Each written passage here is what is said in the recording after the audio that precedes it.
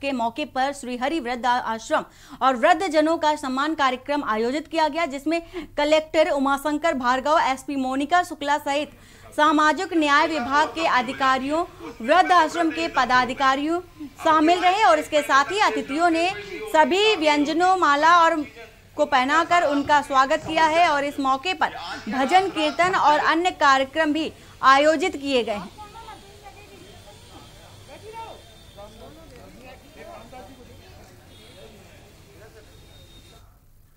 जिला अस्पताल दंतेवाड़ा में नर्स की लापरवाही सामने आई है, जहां ड्यूटी पर तैनात स्टाफ नर्स को आराम फरमाता देख वार्ड आया ने मरीज को इंजेक्शन लगाना शुरू कर दिया। दोपहर 2 बजे तक जिस नर्स की ड्यूटी लगी थी वो केबिन में ही मौजूद थी, लेकिन मरीज को इंजेक्शन लगाना मुनासिब नहीं समझा और वार्ड आया को अपनी जिम्मेदारी सौंप दी। डॉक्टर गंगेश ने कहा कि जीवनदीप कर्मी किसी भी सूरत में मरीज को इंजेक्शन नहीं लगा सकते। किन परिस्थितियों में नर्स ने ऐसा कराया, इसकी जांच कराई जाएगी। लापरवाही, बिल्कुल लापरवाही है। अगर कोई 4th क्लास कर्मचारी के द्वारा वार्ड आया जीवनदीप कर्मी के द्वारा स्टाफ के इंजेक्शन जैसे लगाया जाता है तो बहुत ही दुर्भाग्यपूर्ण है। क्या कार्रवाई होगी सर ऐसे में? मतलब जो लोग मैं तो अभी तो नोटिस देता हूँ, सत्यता देखता हूँ क्या स्थिति है उनका। जीवनदीप कर्मी को तो कार्रवाई करना किया जाएगा और स्टाफ को देखता हूँ क्या। यहाँ रुकते एक छोटे से ब्रेक के लिए, जल्द हाजिर होते हैं। आप देख रहे हैं के न्यूज, खबरों का सारथी। किसानों की बढ़ी आमदनी, युवाओं को मिला रोजगार। उत्तराखंड सरकार का मिशन जलागम ने किया साकार। उत्तराखंड सरकार ने राज्य में सेब उत्पादन के जरिए लोगों की आय और रोजगार के साधन बढ़ाने में शानदार कामयाबी पाई है। राज्य सरकार और जलागम की कल्याणकारी परियोजनाओं के सहयोग से आज सैकड़ों किसान पहाड़ में उन्नति और खुशहाली की मीठी फसल उगा रहे हैं। सेब की पैदावार बढ़ाने के साथ साथ गुणवत्ता को निखारने के लिए भी पूरा प्रयास किया जा रहा है। टिहरी जिले में नैनबाग के जौनपुर विकास खंड का ये है थुरैटी गांव, जहां आज दर्जनों किसान उत्तराखंड सरकार के कुशल मार्गदर्शन और जलागम ग्राम्य फेज 2 परियोजना के अंतर्गत सेब की खेती कर रहे हैं। राज्य सरकार ने स्थानीय स्तर पर इन किसानों को सिंचाई की सुविधा, उच्च क्वालिटी के बीज और पौधे उपलब्ध कराने के साथ साथ बेहतरीन ट्रेनिंग दी। इतना ही नहीं, पौधरोपण, ग्रेडिंग और पैकेजिंग के साथ मार्केटिंग में भी अपने किसान भाइयों को पूरा सहयोग दिया, जिससे आज पहाड़ के किसान खुशहाल हो रहे हैं। जलागम परियोजना ने अभूतपूर्व सफलता पाकर बदली पहाड़ की तस्वीर। राज्य सरकार सामुदायिक सहयोग से बदल रही सेब किसानों की तकदीर। सुपर चीफ, रेड वोलॉक्स, काला और जेरोमाइन की हो रही पैदावार, किसानों को रोपण, ग्रेडिंग, पैकिंग के साथ मार्केटिंग की मिली ट्रेनिंग। जलागम विभाग द्वारा हमको एक ट्रॉली दी गई, जिससे हमारा ढुलान में बहुत आसानी हुई। पिछली बार इन्होंने रूट स्टॉक के पेड़ भी दिए और उसके बाद जो है फिर सील्डिंग वाले पेड़ जो ग्राफ्टेड हैं वो भी दिए हैं। ग्रेडिंग पैकिंग हाउल वो भी दिया गया है और ग्रेडिंग वाली मशीन दी गई है। अन्नदाता खुशहाल होगा तभी राज्य में खुशहाली आएगी। इसी उद्देश्य के साथ आगे बढ़ रही है उत्तराखंड सरकार। मिल रहा सबका साथ, सबका विश्वास, हो रहा सबका विकास। उत्तराखंड खुशहाल बने, राज्य सरकार का यही है प्रयास। खुदी को आजमाया है तो ये अंदाज आया है, खुदी को आजमाया है तो ये अंदाज आया है। तुम में भी मैं हूं, शुद्ध प्लस पान मसाला। आप देख रहे हैं के न्यूज, खबरों का सारथी। ब्रेक के बाद आपका स्वागत है। अति संवेदनशील इलाकों में रह रहे ग्रामीणों के जीवन में विकास की गति के लिए आज यूनिफाइड कमांड की बैठक में आलाधिकारियों ने विचार विमर्श किया और शासकीय योजनाओं को संपूर्ण लाभ आदिवासियों जनजाति को मिले, इस पर चर्चा भी की। इसके अलावा फर्जी कंपनियों पर अंकुश लगाने और ग्राहकों को धोखा देकर हड़पी गई राशि उनको वापस कराए जाने पर भी चर्चा की गई।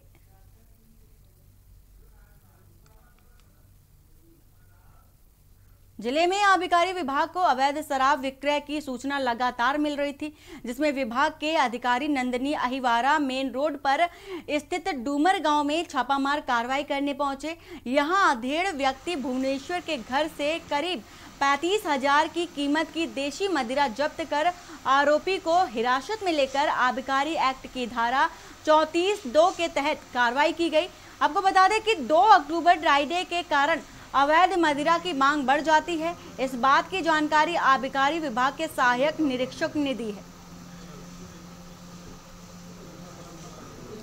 कलेक्टर महोदय और हमारे यहाँ एसी महोदय के निर्देशन पर है ना पूरी आबकारी टीम काम कर रही है।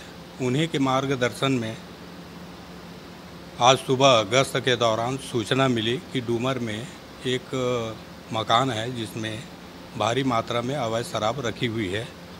उसी के तारतम्य में हम लोग सुबह उसके मकान में दबिश डाली और वहाँ से 6 बोरियों में प्रत्येक बोरी में 50-50 नग और एक बोरी में 22 नग पाव देसी मसाला मदिरा बरामद कर आरोप। राजनांदगांव शहर में स्वास्थ्य सुविधाओं की समीक्षा बैठक लेने खुद स्वास्थ्य मंत्री टी.एस. सिंहदेव ने राजनांदगांव मेडिकल कॉलेज पेंट्री पहुंचे और उन्होंने कहा कि मेडिकल कॉलेज और जिला अस्पताल की व्यवस्थाएं अलग अलग इकाइयां करती हैं। जिला अस्पताल की व्यवस्था DHS करेगा और वहीं मेडिकल कॉलेज की निगरानी उच्च चिकित्सकीय विभागीय विभाग करेगा। उन्होंने कहा कि 300 से 400 करोड़ की लागत से बने मेडिकल कॉलेज के जरिए उच्च चिकित्सीय सुविधाएं लोगों को मिलना चाहिए। इसलिए मेडिकल कॉलेज की स्टाफ समस्या, उपकरण, वित्तीय और अन्य मसलों पर भी बैठक की गई। आज का दौरा मेडिकल कॉलेज के स्वशासी समिति की बैठक का है, व्यवस्थाओं को देखने का है। मेडिकल कॉलेज भौतिक रूप से बने और निर्माण चलते बहुत समय हो गया। करीब 350-400 करोड़ रुपए से ये इमारतें खड़ी हुई हैं और उस राशि का कोई लाभ नागरिकों को नहीं मिल रहा था। जिला अस्पताल और मेडिकल कॉलेज में भिन्न प्रकार की सेवाएं, भिन्न स्तर की सेवाएं उपलब्ध होती हैं। मुख्य रूप से टर्शरी सुपर स्पेशलाइजेशन की व्यवस्थाएं मेडिकल कॉलेजेस में रहती हैं।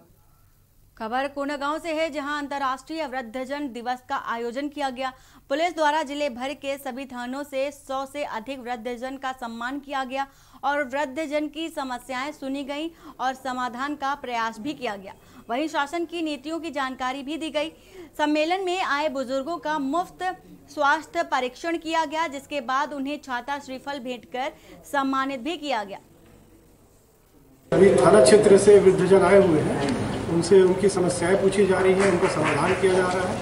इसके अलावा उनको कानूनी जानकारी से भी अवगत कराया जा रहा है। यदि उनके परिवार या समाज के द्वारा उनको किसी प्रकार का परेशान किया जाता है, उनकी संपत्ति पर अगर अनधिकृत तरीके से कब्जा किया जाता है तो उनको किस प्रकार से उसको दूर किया जाएगा। इसके अलावा भी सभी थाना क्षेत्र के थाना प्रभारियों को निर्देशित किया गया है कि समय समय पर जाके बुजुर्गों की खैरियत पूछें और उनकी समस्याओं को दूर करें। इसके अलावा यहाँ पर आज जिला अस्पताल के द्वारा डॉक्टरों की टीम के माध्यम से इनका स्वास्थ्य परीक्षण भी किया जा रहा है, जिसमें बीपी, शुगर और आई टेस्ट किया जा रहा है। थाना परतापुर के अति दुर्गम और नक्सल प्रभावित ग्राम गुमड़ी में पुलिस द्वारा सुरक्षा निर्देशों का पालन करते हुए पुलिस स्टाफ के साथ पहुंचकर ग्रामीणों से मिलकर उनके साथ वृद्धजन दिवस मनाया गया। इसके साथ ही उन्हें सफल धोती और साड़ी वितरण करने के साथ ही श्रीफल देकर सम्मान किया गया। इस अवसर पर ग्रामीणों से उनकी समस्या और हल पूछे जाने पर गांव की मितानिन और ग्राम प्रमुखों द्वारा सड़क की समस्याएं से रूबरू कराया गया और उन्हें इस बात का हालचाल भी दिया गया। डामर रोड के लिए अभी स्वीकृत होने वाला है। और यहाँ रुकते एक छोटे से ब्रेक के लिए, जल्द हाजिर होते हैं। आप देख रहे हैं के न्यूज, खबरों का सारथी। 10 हफ्ते 10 बजे 10 मिनट, 10 हफ्ते 10 बजे 10 मिनट, डेंगू हट 10 हफ्ते 10 बजे 10 मिनट, दिल्ली से हट। इस बार भी पानी जमा न होने देंगे, होगा होगा तो उड़ेल देंगे, बदल देंगे, तेल डाल देंगे। Know if no but. 10 हफ्ते 10 बजे 10 मिनट डेंगू हट। 10 हफ्ते 10 बजे 10 मिनट दिल्ली से हट। चल हट परे हट चल हट। और डेंगू दिल्ली से हट। इस बार भी डेंगू को हराना है। 10 हफ्ते 10 बजे 10 मिनट फिर से अपनाना है। हर रविवार डेंगू पर वार। 10 हफ्ते 10 बजे 10 मिनट डेंगू हट। 10 हफ्ते 10 बजे 10 मिनट दिल्ली से हट। पर ये दिल है कि चख रहा है उन्हीं अल्फाजों का दूर कितना भी जाओ, इस जुबान से दूर ना जा पाओगे। विमल, बोलो जुबान केसरी। आप देख रहे हैं के न्यूज, खबरों का सारथी। ब्रेक के बाद आपका स्वागत है और कोरबा से खबर है। कोरबा में संगी और संगनी सम्मान समारोह और हेलमेट वितरण का कार्यक्रम शासकीय उच्चतर माध्यमिक विद्यालय सरक बुंदिया में संपन्न हुआ और इसके साथ ही इस कार्यक्रम की अध्यक्षता कोरबा पुलिस अधीक्षक भोजराम पटेल के नेतृत्व में जनता और पुलिस के बीच बेहतर संबंध बनाने के लिए जिले के सभी थाना प्रभारियों को सूचित किया गया। यह कार्यक्रम उर्गा थाना प्रभारी विजय चेलक के द्वारा संपन्न कराया गया और जिसमें मुख्य अतिथि के रूप में कोरबा कलेक्टर रानू साहू उपस्थित रहे।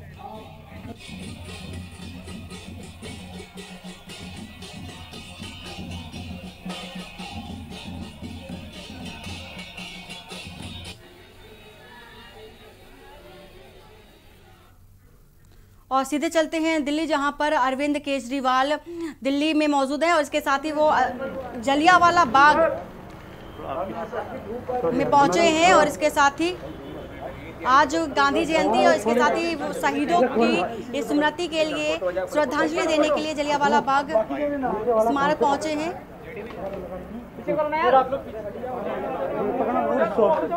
चलो हैंडी कर लेंगे।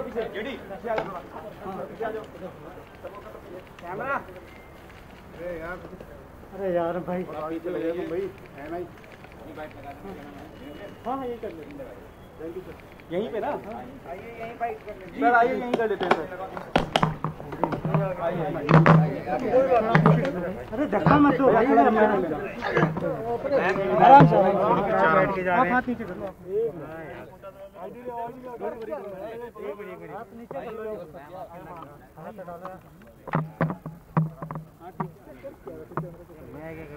आज गांधी जयंती है, गांधी जी का जन्म दिवस है और लाल बहादुर शास्त्री जी का भी जन्म दिवस है और इन दोनों महान हस्तियों ने हमारे देश के लिए बहुत कुछ किया।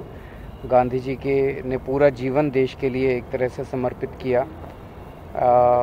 लाल बहादुर शास्त्री की सादगी, उनकी ईमानदारी बहुत चर्चित है और मैं उम्मीद करता हूं कि हम उन दोनों महान लोगों के बताए हुए रास्ते पे आगे बढ़ेंगे। हमारी सरकार पूरी कोशिश कर रही है कि उनके बताए हुए रास्ते पे हम आगे चलें और स्पीकर साहब ने ये इतनी खूबसूरत पेंटिंग यहाँ पे बनवाई है जलियांवाला बाग की। आज ही के दिन इसका अभी अनावरण किया।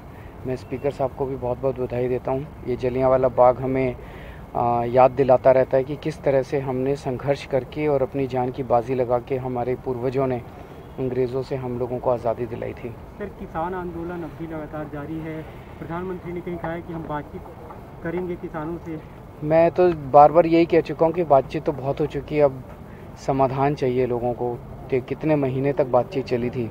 उनकी तो 3 डिमांड हैं, 3 लॉज वापस करो और MSP लागू करो, उसको कर देना चाहिए। उसके में क्या है? भाजपा कह रही है कि छठ पूजा की अनुमति न देना कहीं केजरीवाल सरकार की जातिवाद को लेकर के राजनीति।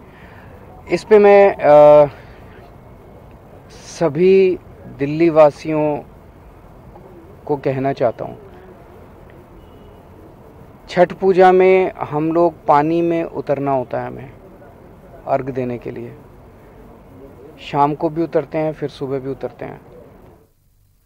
तो अभी आप दिल्ली CM अरविंद केजरीवाल को सुन रहे थे। उन्होंने जलियांवाला बाग पेंटिंग का अनावरण किया। इसके साथ ही उन्होंने महात्मा गांधी और लाल बहादुर शास्त्री को भी याद किया। इसके साथ ही खबर आगे बढ़ते हैं। ऐतिहासिक पर्व बस्तर दशहरा की तैयारी जोरों पर है और चारों तरफ माहौल भी दशहरामय हो चुका है।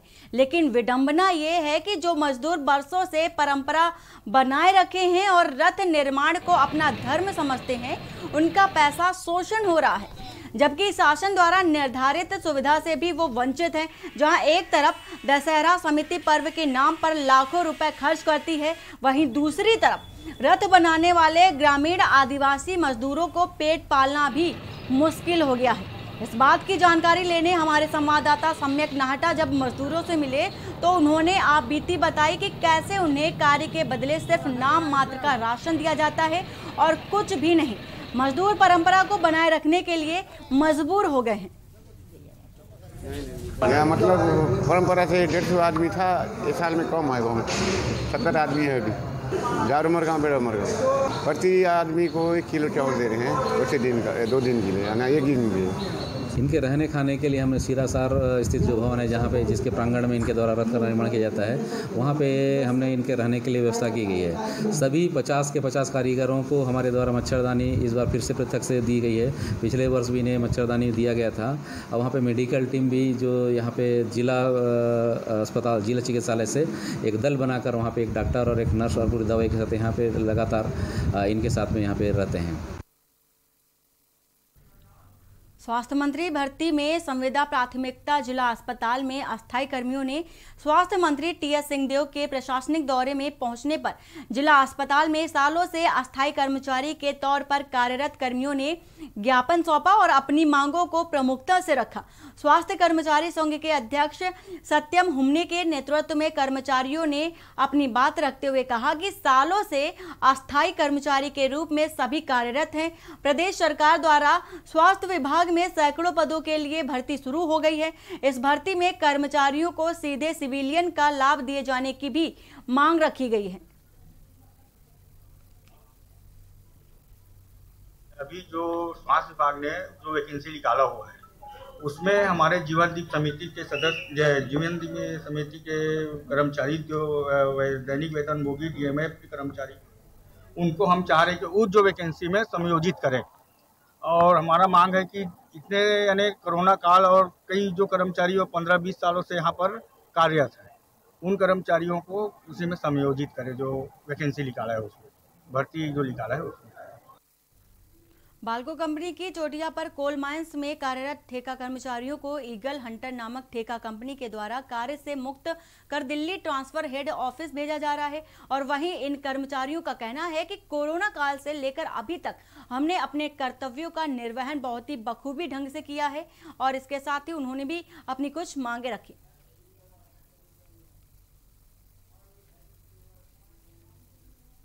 14 अगस्त 2018 से ड्यूटी कर रहा हूँ। यहाँ सबसे बड़ी समस्या चोटिया परिवार में, मैंने 3 साल के अंदर eagle Hunter solution limited private company में काम किया और इसका रवैया इतना ज़्यादा खराब था कि इससे कोई भी सदस्य संतुष्ट नहीं हो पाया। ना तो ग्रोसरी को लेकर के, ना पेमेंट को लेकर के, ना फाइनल को लेकर के, हमेशा इससे असंतुष्ट रहा। और इस Balco plant Bharat aluminium company जो एशिया की नंबर 1 कंपनी कहलाती है, इसके इतिहास में आज ये चोटिया परिवार इतना दुखी है। जसपुर के दिव्यांग केंद्र में 5 बच्चियों से छेड़छाड़ व दुष्कर्म करने की घटना को लेकर भाजपा महिला मोर्चा ने प्रदेश भर में सरकार के खिलाफ मोर्चा खोल दिया है। इसी कड़ी में जिले के महिला मोर्चा पदाधिकारियों व कार्यकर्ताओं ने उक्त घटना के विरोध और महिलाओं पर हो रहे अत्याचार पर अंकुश लगा पाने में विफल है। प्रदेश सरकार के खिलाफ शुक्रवार की दोपहर जय स्तंभ चौक में हाथों में तख्तियां लिए, मुंह में काली पट्टी लगाकर मौन धारण कर धरना दिया। और धरना प्रदर्शन की अगुवाई नगर पालिका अध्यक्ष हेम कुंवर पटेल ने की। इस दौरान इना श्रीवास्तव, लक्ष्मी ध्रुव और अंजू शुक्ला के साथ अन्य महिला मोर्चा कार्यकर्ता मौजूद रहे।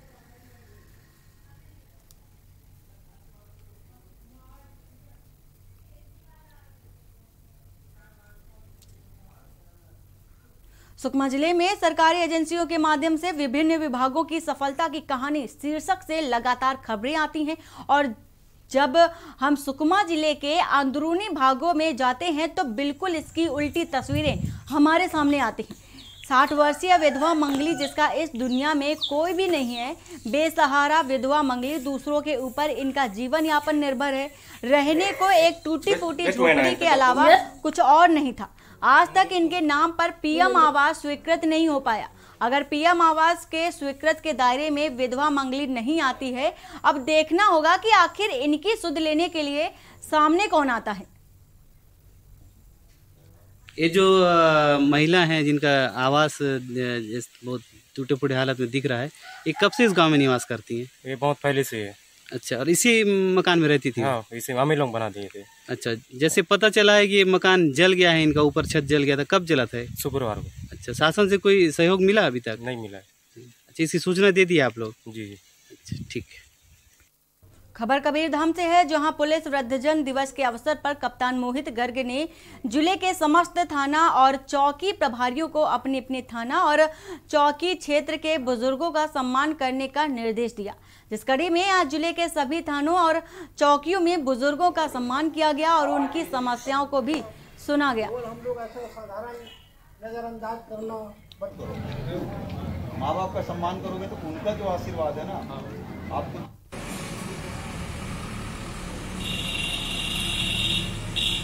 का नाम था पुलिस, जैसे आपने जिक्र किया, लेकिन यह जानकर कि बेटियां बहुत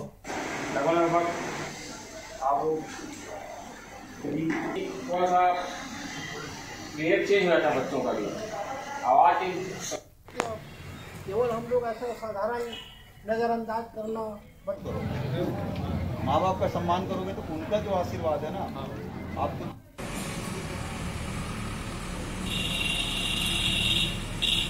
का नाम था पुलिस, जैसे आपने जिक्र किया, लेकिन यह जानकर कि बेटियां बहुत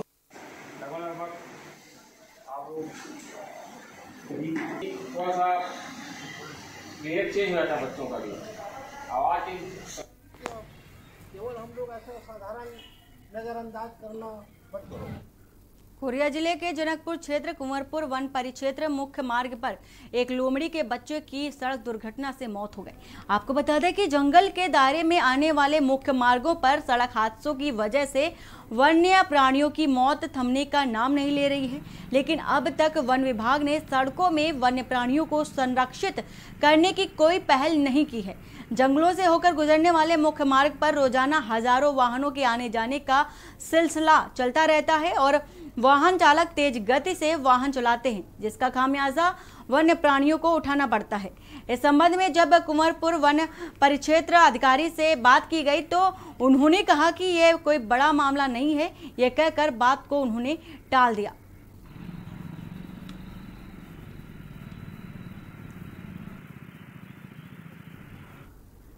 कबीरधाम जिले के बोडरा विकासखंड अंतर्गत ग्राम बोईर कचरा, जहां स्कूली बच्चे और ग्रामीण बहती नदी से पार करने पर मजदूर हैं और मजबूर हैं, वहीं स्कूली बच्चे एक दूसरे को पकड़कर बहते नदी पार कर स्कूल जाते दिखाई दे रहे हैं। बता दें कि जिले में आए दिन बारिश होने के चलते जिले के कई नदी नाले उफान पर होते हैं। ऐसा ही कुछ हाल ग्राम बोईर कचरा का है, जहां कहीं जाने के लिए एक मार्ग है जो ग्राम कुसुम घटा से होकर गुजरना पड़ता है।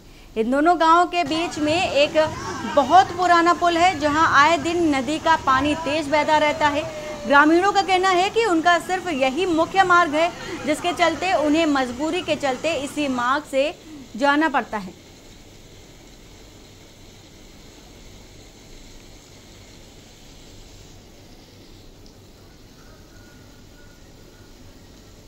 तो ये तस्वीरों में आप देख सकते हैं कि किस तरह से स्कूली बच्चे और ग्रामीण नदी को पार करने पर मजबूर है। एक ही पुल, उन्होंने ग्रामीणों ने बराबर पुल की मांग की, लेकिन अभी तक इस पर कोई भी सुनवाई नहीं हुई है। कबीरधाम की तस्वीरें आपको दिखा रहे हैं, जहां पर स्कूली बच्चे बहते पानी से गुजर रहे हैं और ये मजबूर हैं स्कूल जाने के लिए। बहती पानी को पार करने के लिए लगातार ग्रामीणों ने कहा है कि लगातार वह पुल बनाने की मांग कर रहे हैं, लेकिन अभी तक इस पर कोई भी सुनवाई नहीं हुई है और कोई भी आला अधिकारी इस पर ध्यान नहीं दे रहा है। और ये भविष्य से देख सकते हैं कि किस तरह से बच्चों का भविष्य संकट से गुजर रहा है। जिस तरह से ये नदी नाले उफान पर चल रहे हैं और बारिश लगातार सामने आ रही है। बारिश के होने से ऐसी तस्वीरें लगातार हमारे सामने आती हैं, लेकिन प्रशासनिक तौर पर अगर बात करें तो अभी तक ऐसी घटनाओं पर प्रशासनिक जो अधिकारी ऐसी घटनाओं का इंतजार करते हैं, लेकिन इस पर कोई भी ध्यान नहीं देते हैं। छत्तीसगढ़ जिला राजनांदगांव में छत्तीसगढ़ राज्य महिला आयोग की अध्यक्ष डॉक्टर किरणमयी नायक ने जिला पंचायत सभाकक्ष में जिले से आयोग को प्राप्त प्रकरणों की सुनवाई की और सुनवाई में 19 प्रकरण आयोग के समक्ष रखे गए। आयोग के पास दहेज प्रताड़ना, कार्यस्थल पर प्रताड़ना और मारपीट, संपत्ति तलाक और इसके साथ ही भरण पोषण के विभिन्न मामले आते रहते हैं। डॉक्टर नायक ने कहा कि महिलाएं अत्याचार सहने के लिए नहीं है। किसी भी पुरुष को यह अधिकार नहीं है कि महिला पर अत्याचार करे और उसे प्रताड़ित करे। महिलाओं को अपने हक के लिए आवाज उठानी चाहिए। छत्तीसगढ़ राज्य महिला आयोग की अध्यक्षा डॉक्टर किरणमयी नायक द्वारा सुनवाई भी की गई।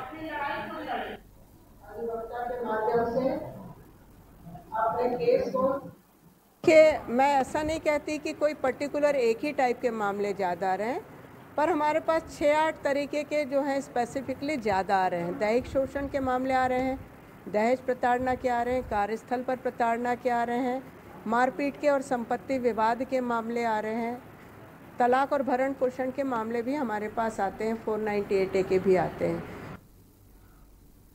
राष्ट्रपिता महात्मा गांधी जी की जयंती के अवसर पर पंचकुला विधानसभा की मां चंडी मंडल के खड़ग बंगोली गांव में स्वच्छता अभियान चलाया गया। इस अवसर पर अंबाला से सांसद रतनलाल कटारिया और मंडल अध्यक्ष संदीप यादव, पार्षद सोनू बिड़ला के साथ ही मंडल कार्यकर्ताओं ने राष्ट्रपिता के चित्र पर पुष्प अर्पित कर उन्हें श्रद्धांजलि दी और स्वच्छता अभियान की शुरुआत भी की।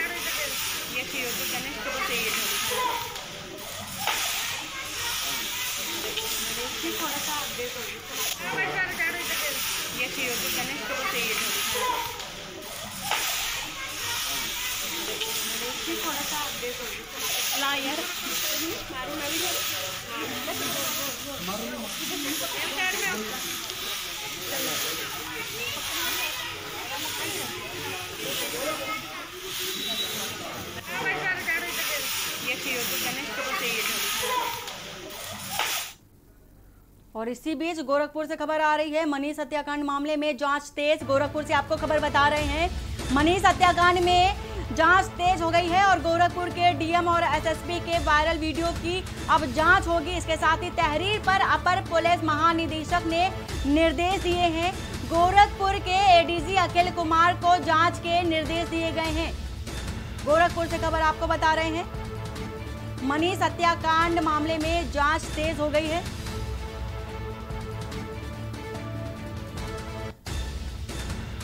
गोरखपुर के डीएम और एसएसपी के वायरल वीडियो की अब जांच होगी। तहरीर पर अपर पुलिस महानिदेशक ने निर्देश दिए हैं। गोरखपुर के एडीजी अखिल कुमार को जांच के निर्देश दिए गए हैं।